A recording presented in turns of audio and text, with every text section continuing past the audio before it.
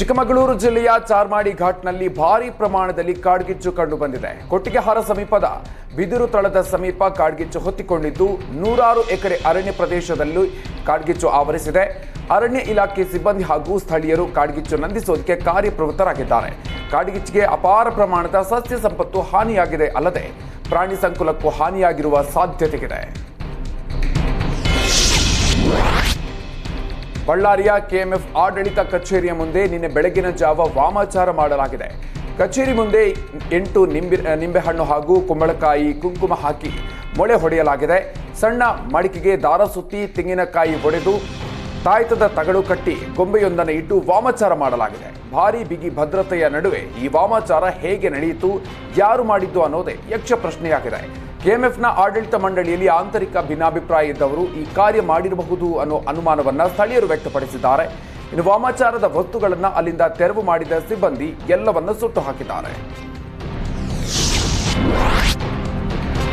ಆಹಾರ, ನಾಗರಿಕ ಸರಬರಾಜು ಹಾಗೂ ಗ್ರಾಹಕರ ವ್ಯವಹಾರಗಳ ಕಾನೂನು ಮಾಪನ ಶಾಸ್ತ್ರ ಇಲಾಖೆ ಮೇಲೆ ಉಪ ಲೋಕಾಯುಕ್ತರಿಂದ ದಿಢೀರ್ ದಾಳಿ ನಡೆಸಲಾಗಿದೆ. ಮಾಪನ ಇಲಾಖೆಯ ವಿರುದ್ಧ ದೂರುಗಳು ಕೇಳಿಬಂದ ಹಿನ್ನೆಲೆಯಲ್ಲಿ ಲೋಕಾಯುಕ್ತ ಬಿ ವೀರಪ್ಪ ನೇತೃತ್ವದಲ್ಲಿ ದಾಳಿ ನಡೆಸಲಾಗಿದೆ. ಮಾಪನ ಸೌಧದ ಬಹುತೇಕ ರೂಮ್ಗಳು ಬೀಗ ಹಾಕಲಾಗಿತ್ತು. ಹೀಗಾಗಿ ಯಾವ ಕಾರಣಕ್ಕೆ ಬೀಗ ಹಾಕಿದ್ದೀರಾ ಅಂತ ಪ್ರಶ್ನಿಸಿ ಅಧಿಕಾರಿಗಳಿಗೆ ಉಪಲೋಕಾಯುಕ್ತರು ಕ್ಲಾಸ್ ತೆಗೆದುಕೊಂಡಿದ್ದಾರೆ. ಇನ್ನು ಸರ್ಕಾರಿ ಕಚೇರಿಗಳಿಗೆ ಬೀಗ ಹಾಕಿ ಮನೆಗೆ ತಗೊಂಡು ಹೋಗ್ತಾರಾ ಅಂತ ಕಿಡಿಕಾರಿದ್ರು. ದಾಳಿಯ ಸಂದರ್ಭದಲ್ಲಿ ಹಲವು ಸಿಬ್ಬಂದಿ ಗೈರಿರೋದು ಕಂಡುಬಂತು. ಹಾಜರಾತಿ ಪುಸ್ತಕದಲ್ಲಿ ಮುಂದಿನ 10 ದಿನಗಳವರೆಗೆ ಹಾಜರಾತಿ ಹಾಕಿ ಕಚೇರಿಗೆ ಗೈರಾಗಿರೋದು ಪತ್ತೆಯಾಗಿದೆ. ಅಲ್ಲದೆ ಅಧಿಕಾರಿಗಳ ಫೋನ್ ಪೇ ಕೂಡ ಪರಿಶೀಲನೆ ನಡೆಸಲಾಯಿತು. ಡ್ರಾಪ್ ನೀಡುವ ನೆಪದಲ್ಲಿ ಖದೀಮರು ವೃದ್ಧನ ಬಳಿ ಚಿನ್ನಾಭರಣ ದೋಚಿ ಪರಾರಿಯಾಗಿರುವ ಘಟನೆ ಆನೇಕಲ್ನ ಕಿತ್ತಗಾನಹಳ್ಳಿ ಬಳಿ ನಡೆದಿದೆ. ಕಾಚನಾಯಕನಹಳ್ಳಿ ವಾಸಿ ನಾಗರಾಜ್ ಎಂಬ ವೃದ್ಧನಿಗೆ ಹಲ್ಲೆಯನ್ನು ಮಾಡಿ ಖದೀಮರು ದರೋಡೆ ನಡೆಸಿದ್ದಾರೆ.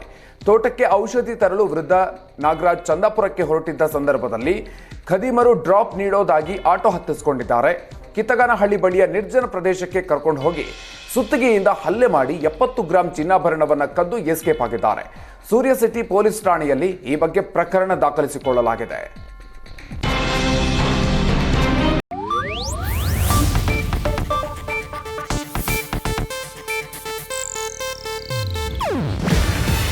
ಇದು ಏಷ್ಯಾನೆಟ್ ನ್ಯೂಸ್ ನೆಟ್ವರ್ಕ್ ಪ್ರಸ್ತುತಿ. ನೀವು ನೋಡ್ತಿದ್ದೀರಾ ಏಷ್ಯಾನೆಟ್ ಸುವರ್ಣ ನ್ಯೂಸ್.